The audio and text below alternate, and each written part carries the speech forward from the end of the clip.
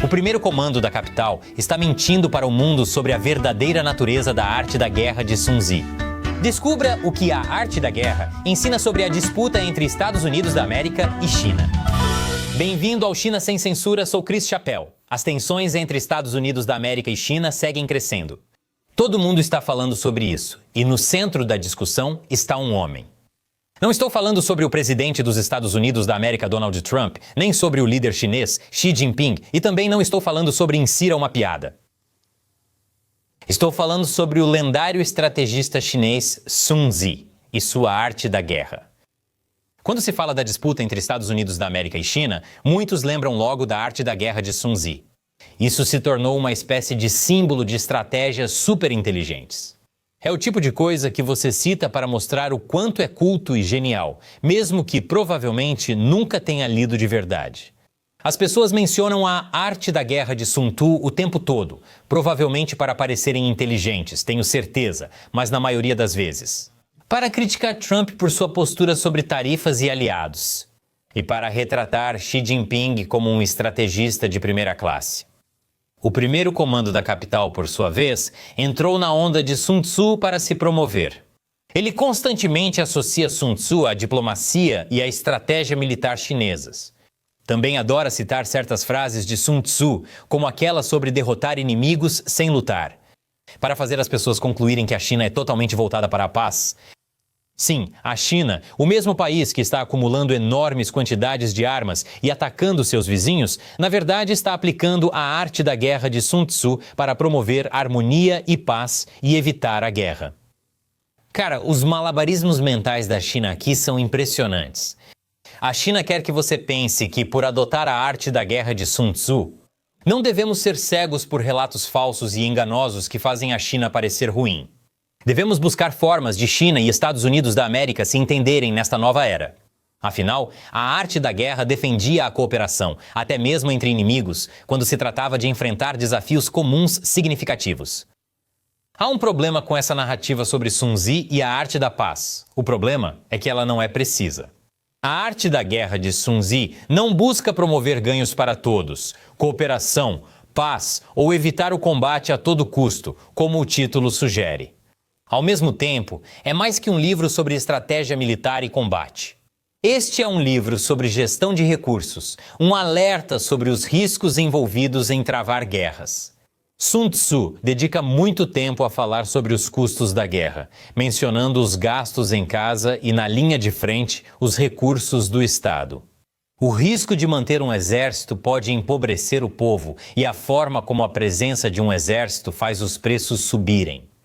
Por isso, Sun Tzu enfatiza tanto os custos. Sun Tzu via conflitos por toda a China, tanto no passado quanto em sua própria época. Sun Tzu percebeu que líderes chineses gastavam muitos recursos em guerras. Recursos que poderiam ser usados para melhorar a economia e a infraestrutura eram destinados a comida, armas, transporte e salários para os soldados e todos os envolvidos na máquina de guerra. Sun Tzu sabia que a guerra, por sua natureza, é inerentemente cara e não lucrativa. Ela não gera riqueza, faz exatamente o oposto. Se não forem controlados, os altos custos e os erros de cálculo na guerra podem até causar o fim das nações, mesmo que elas vençam batalhas. Segundo John Sullivan, ex-oficial do Exército dos Estados Unidos da América e especialista em China, Sun Tzu priorizou o benefício sobre o ritual ou a retidão na estratégia militar. A arte da guerra é mais do que um guia para a guerra, é um chamado para a avaliação de riscos. Por isso, Sun Tzu iniciou seus escritos afirmando: a arte da guerra é vital para o Estado. É uma questão de vida ou morte, um caminho tanto para a segurança quanto para a ruína.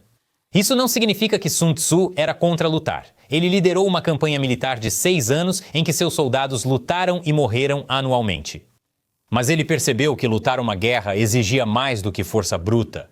Quando Sun Tzu incentiva os leitores a tomar o país do inimigo inteiro e intacto e quebrar a resistência do inimigo sem lutar, isso pode ser melhor traduzido como derrotar os soldados inimigos antes que eles tenham a oportunidade de formar fileiras organizadas. Ele fala algo que o Partido Comunista Chinês não quer que você veja. Além disso, conselhos sobre evitar desvantagens geográficas, utilizar velocidade, recursos do inimigo e espiões tratam de conseguir o que você quer da forma mais barata possível, de preferência sem desmoronar, como prédios de tofu. Essa é a verdadeira mensagem de Sun Tzu e também é a verdadeira lição para o Partido Comunista Chinês. Não é paz e harmonia com outras pessoas, mas sim lutar guerras de forma econômica e tomar medidas para garantir a vitória. De fato, já estamos vendo o Partido Comunista Chinês colocar essas lições em prática. O Partido Comunista Chinês usa espiões e influência política para capturar países e instalar infraestrutura de uso duplo globalmente, servindo como centros logísticos para apoiar esforços de guerra. O Partido Comunista Chinês também usou influência política para enfraquecer adversários como o Ocidente, o que resultou em muito mais danos do que guerras cinéticas custosas poderiam causar. Veja a dependência global dos ímãs de terras raras chineses e de outras coisas essenciais das quais não podemos abrir mão.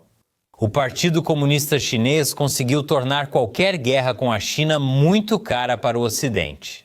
Além disso, graças a operações econômicas, de inteligência e cibernéticas, o Partido Comunista Chinês está colhendo os benefícios do contato pacífico e da integração com o Ocidente. E está investindo esses benefícios em melhorar as capacidades de manufatura para produzir mais coisas a um custo menor para eles, incluindo embarcações navais, drones e mísseis, muitos mísseis. O Partido Comunista Chinês planeja formas de conquistar Taiwan e aliados rapidamente para evitar guerra longa. E está buscando maneiras de enfrentar os Estados Unidos em seus próprios termos, em vez de permitir que os Estados Unidos da América tenham vantagem. O Partido Comunista Chinês pode dizer que o que aprendeu com Sun Tzu é a paz, mas a verdade é que aprendeu como fazer guerra sem disparar um único tiro. Se a China levar a sério o conselho de Sun Tzu de derrotar os soldados inimigos antes que eles tenham a oportunidade de formar fileiras ordenadas, então isso é possível. A China pode atacar os Estados Unidos da América e aliados antes que estejam prontos para revidar. A China está claramente aprendendo com Sun Tzu sobre custos, e só existe uma resposta. Os Estados Unidos da América devem considerar seriamente as lições da arte da guerra de Sun Tzu. Precisa encontrar suas próprias maneiras econômicas de construir mais navios, não apenas drones, e rápido. Porque do jeito que está, a construção naval da China é 232 vezes maior do que a dos Estados Unidos da América. Ainda assim, por algum motivo, os Estados Unidos da América continuam tropeçando. O exemplo mais recente aconteceu no início deste mês, quando a Marinha dos Estados Unidos da América cancelou a fragata classe Constellation porque estava levando tempo e dinheiro demais para ser construída. Esse navio, o modelo deveria ter aprendido com o desastre do destroyer da classe Zumwalt, mas não aprendeu.